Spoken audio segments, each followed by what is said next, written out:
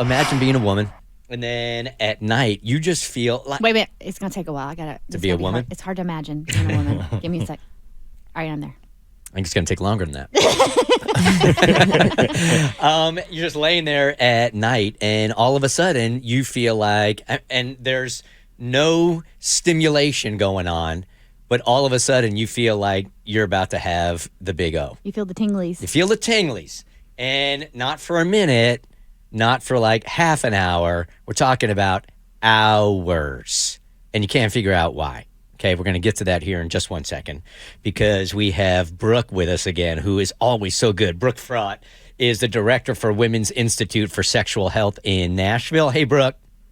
Hello, good morning. Let's give her credit. She went to school for a very long time. It is Dr. Brooke Fraught. It's very confusing. I'm a nurse practitioner with a doctorate degree, so nobody knows what to call me. Are you one of those people that say, when they say Miss or Mrs., you're like, that's doctor? No, not at all. Well, you should. You should. You earned it. All right. So only to my kids. before we get into this specific email that I want to read to you, so I pay for a podcast to get bonus material on a podcast, and this podcast that I'm listening to, 3 of the hosts on this podcast haven't had sex in January at all. No, 0. we're saying this year. We're making it sound really bad. They haven't had it this year, okay? At what point should the host say to these guys, like, hey, you know what? It's just not healthy. You guys got to get this thing done. Oh, there's a lot of factors that go into that sort of thing. You know, you never want to force a recommendation upon somebody given unique circumstances. So it takes a lot of conversation before you have a conversation like that. The host, as I was reading on this podcast, this bonus content, is really nervous that their parts are going to fall off because they haven't used them at all in this year. Is there any evidence that actually happens? Well, there is honestly more so with women that kind of use it or lose it. And when I say lose it, it doesn't mean things are going to fall off, but rather it's kind of out of sight, out of mind. No, I've seen it. Like this woman was walking across a crosswalk, and then it just fell in the middle of the street. Ma'am, did you drop this? Did you give it back, Bert? Ain't need it. No, then some guys came by with like brooms and just swept it. They didn't really know what it was. They just swept it to the side. It's into the gutter. littering in It's the park. still out there. It's in the gutter. That's not littering. Is that considered littering? If you leave it there, yes. It's biodegradable. Dr. Fott, I am so sorry. We have subjected you to this. I work in urology. I basically work with a bunch of 12-year-old boys all day. No worries. Yep. Well, then That's us. This is our environment here. All right, that podcast I'm talking about, that bonus content, is the Bert Show stuff, and that's how we kick it off every week now with a really depressing update from both Mo and Kristen and Davi. All right, so let's get to this email here. She says, Bert Show, I'm too embarrassed to talk to my doctor about this, so I'm asking you guys. It's happened a few times every month since my hysterectomy in 2020. I can be in bed any given night when I awake to feel some warmth, throbbing, a little tingling in my lady bits, she says. Then it feels like it's on fire. She says, I'm not horny, nor am I turned on and wanting to play any damn instrument, much less a piano, which is our way when we have kids listening of saying sex. So she's not even frisky. She doesn't want to have sex, but there she is, and she's like on the brink of this thing. She says, it's like being on the brink of a big O for hours on end. The only way I can get it to stop is to take a sleeping pill. It normally happens in bed at night when I'm sleeping. It did happen once in a yoga class. That is an impressive downward dog you're doing there. Damn. I had to pack up. We had a woman on one time that said it happened while she was in a bus, and they went over like a couple of potholes. Mm-hmm. And she said it happened right there in the back of the bus. What street is that again? Yeah. Give me the latitude and longitude. I gotta go for a drive after work. Oh, I missed my turn. I have to go back around again. I'm going to go in reverse, and I'm going to go forward, and I'm going to go in reverse. Sorry. So she says it did happen once in yoga class, and I had to pack up my stuff and leave the class. I've taken care of myself thinking that would fix it, but to no avail. My boyfriend and I have a very healthy and plentiful sex life. Literally, just my lady bits having a total weird meltdown for no reason I can pinpoint. So this cannot be normal, right? Is what she says.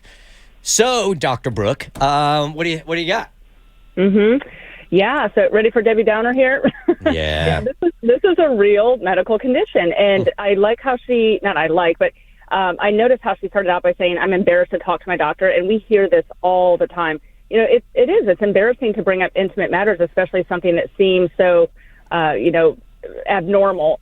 But there is a condition referred to as PGAD, or persistent genital arousal disorder, and it can occur in men and women. Typically occurs more so in women, or reported more in women, where there's this unwanted, unwarranted, unprovoked sensation of arousal, or as she's describing, tingling, pulsing, that sort of thing. And while it sounds like a fantasy to some people, it's actually really incredibly intrusive and bothersome. I've had multiple patients with this exact condition where, people that are in high-profile professional positions where they're having unwanted, unprovoked orgasms in the middle of, giving a presentation or whatnot. Here they are trying to uphold this professional demeanor. So it's really, really incredibly bothersome. There's a very, very high suicide rate in this population because individuals don't tend to seek the proper care. And when they do, unfortunately, a lot of providers are not familiar with this. So it's either kind of brushed off or not properly dealt with. And so women and men are kind of left to deal with it themselves. And it is so incredibly bothersome that it leads to just kind of a spiraling type of effect in some cases. So there's a big push in the sexual health community to learn more, to research more. There have been a couple of big publications and pursuits to understand more about this condition and get the word out. There's actually a couple of support groups, even on like Facebook and some social media accounts. But all that to say, this is legit, what she's experiencing. We think it might be tied in with either some, knowing that she had surgery, some musculoskeletal issues, probably impacting the nerve function and just sending abnormal nerve signals to the region of the genitals. Sometimes there can be spinal problems. Sometimes it's medication. There's a whole slew of different possibilities that can cause this. So what's the next step for her to try to rectify it? Speak to her provider. And unfortunately, it is true that her provider may not have the answers for her, but it is the first step. My best suggestion is to go to the ISWISH website, which is ISSWSH. That stands for the International Society for the Study of Women's Sexual Health. And there's a find a provider link. And for the most part, people within that organization are going to be familiar with this organization or with this condition. There's actually a couple of publications and manuscripts that detail this condition, and that might be a starting point where she can print off some info to bring to her provider. But start the conversation.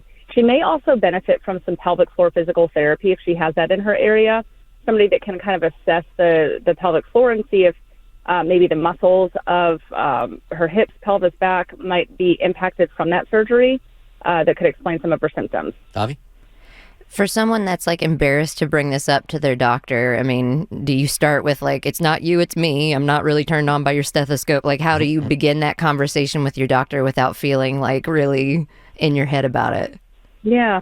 Well, if you think about, this is what we do all day, every day, especially if you're going to see, a gynecologist, a urologist, or even, primary care. We talk about intimate, quote, uncomfortable matters all day, every day. And what makes one person uncomfortable might be nothing to the next person. But really, for the most part, if we've been in practice for a bit of time, which I've been in practice almost 20 years, and we've kind of seen and heard it all. So it really takes a lot to surprise us. Trust me. I bet. But yeah, so just be honest, just say it as it is. These are the symptoms I'm having. I'm not causing this to happen. Do you have any thoughts or suggestions, or can you help direct me on finding somebody that can help me if you're not familiar with this? Nice. I think it's important to point out, while this, who's to say what's normal, while this is not typical, it is legit. So don't let anybody discredit what you're going through, and find somebody who will do something about it. Doctor, you're always so good when you join us. I really appreciate your time. Absolutely. Thanks so much. That is Dr. Brooke Falk she is the director for Women's Institute for Sexual Health. Look, if you want her help, certainly you could reach out to her directly. If you want to go through us, then hit us up at thebertshow.com. The Bert Show.